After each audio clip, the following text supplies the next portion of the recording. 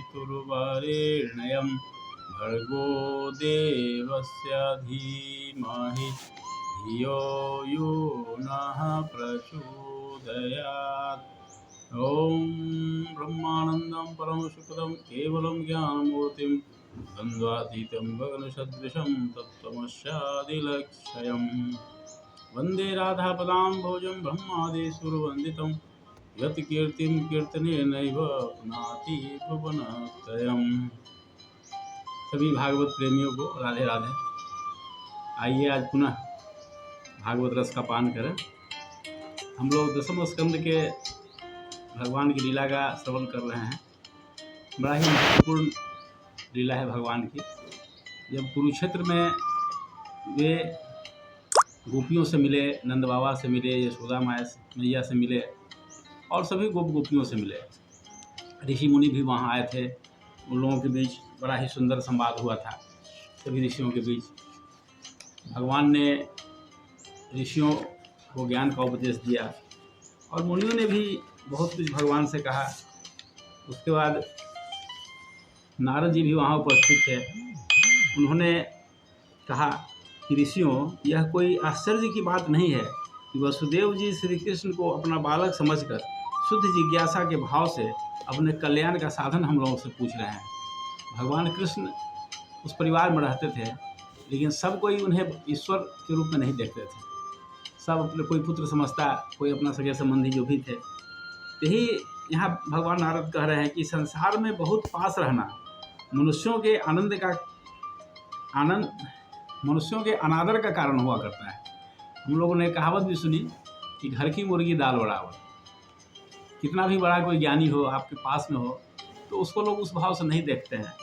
यही यहाँ भगवान नारद कहते हैं कि बहुत पास रहना अनादर का कारण हुआ करता है। उदाहरण दिया उन्होंने कि गंगा के तट पर जो व्यक्ति रहते हैं, वे गंगाजल को छोड़कर अपनी शुद्धि के लिए दूसरे तीर्थ में जाते हैं। यही बात है।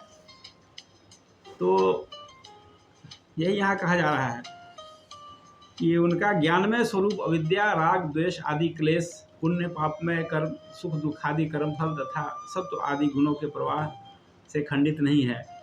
वे स्वयं अद्वितीय परमात्मा है। इसके बाद परमहंस सुखदेव जी कहते हैं कि परीक्षित, इसके बाद ऋषियों ने भगवान श्री कृष्ण, बलराम जी और अन्यान्य राजाओं के सामने ही वसुदेव जी को संबोधित करके कहा, सबके सामने, कि कर्मों के द्वारा कर्म वासनाओं और कर्म फलों का आत्यंतिक नाश करने का सबसे अच्छा उपाय यह है कि यज्ञ आदि के द्वारा समस्त यज्ञों के अधिपति भगवान विष्णु की श्रद्धापूर्वक आराधना किया जाए। यही यहाँ कथा है इसकी।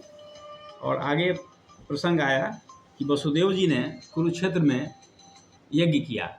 बहुत बड़े यज्ञ का आयोजन हुआ उस पुण्य क्षेत्र में और उत्तमोत्तम सामग्री के द्वारा यज्ञ करवाया। उनसे यज्ञ करवाया गया, ऋषियों ने उनसे यज्ञ करवाया। और उस समय मृदंग, पखावज, शंख, ढोल और नगाड़े आदि बाजे बजने लगे। बड़े ही शान शौकत से वो यज्ञ हुआ था। वहाँ नट नर्तकियाँ नाचने लगी, सूत और मागध स्तुति गान करने लगे।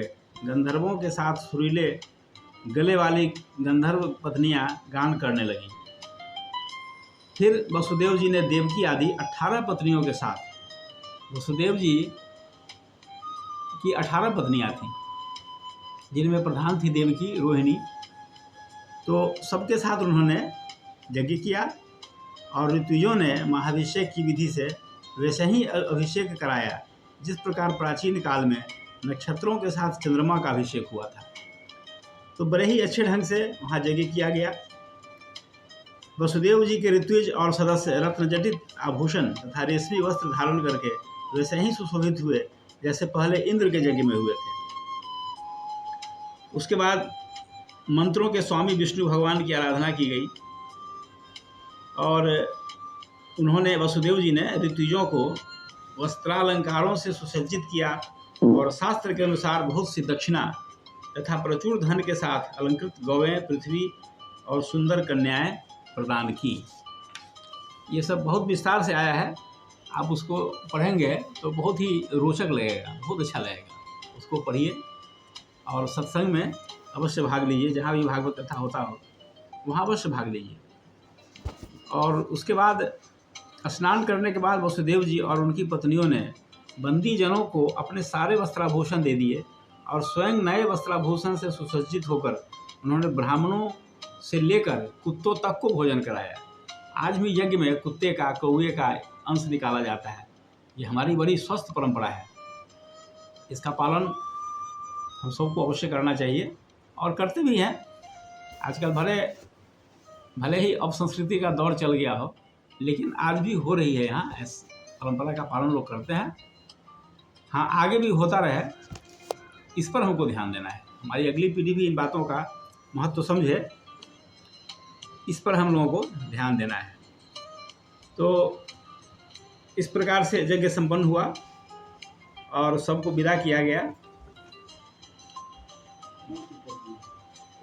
उसके बाद नंद बाबा या जो भी गोप वहाँ थे सब जाने की तैयारी करते, लेकिन भगवान कृष्ण के प्रेम में वे जा नहीं पाते। वहाँ से उनकी जाने की इच्छा भी नहीं होती, जबकि जाना था।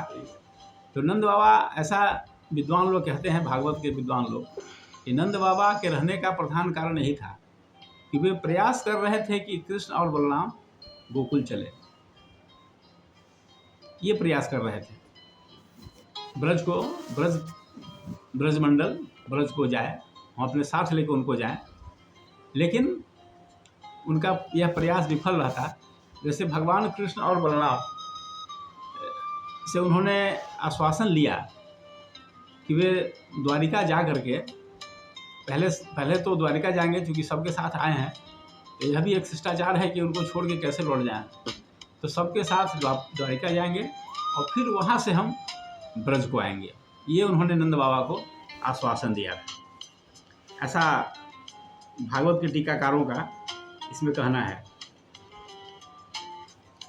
उसके बाद नंद बाबा 3 महीना तक वहाँ रहे। उसके बाद वहाँ से विदा हुए। 3 माह रह गए प्रयास करते करते।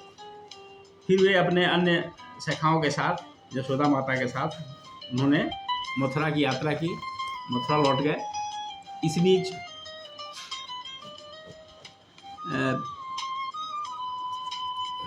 भगवान भी यदुवंशियों के साथ वर्षा ऋतु आ गई थी, इसलिए द्वारका को प्रस्थान कर गए। इस प्रकार से हम देखते हैं कि सब कोई अपने अपने यथास्थान जहाँ से आए थे वहाँ से लौट गए और बड़ा ही सुंदर, बड़ा ही आनंददायक यह मिलन था। तो आइए हम यहीं पर इस एपिसोड को समाप्त करते हैं, फिर आगे हम चर्चा करेंगे।